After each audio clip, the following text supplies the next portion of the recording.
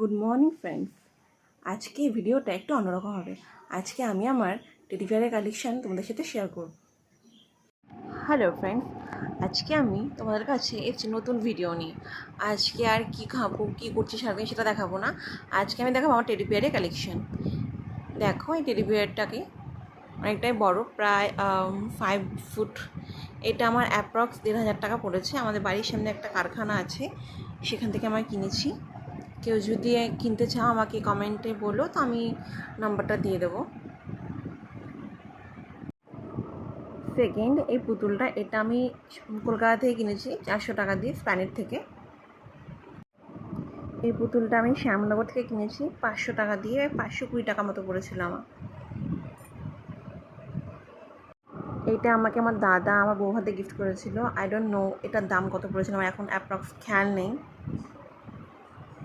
এই পুতুলটাকে আমি শ্যামনগর থেকে কিনেছি, এটাও ওই 500 টাকা মতো পড়েছিল। আর এই এত বড় হার্ট শেপের পুতুলটাকে আমি কিনেছিলাম আমাদের বাড়ির পাশে কারখানা থেকে। এটা আমার 900 টাকা মতো পড়েছিল।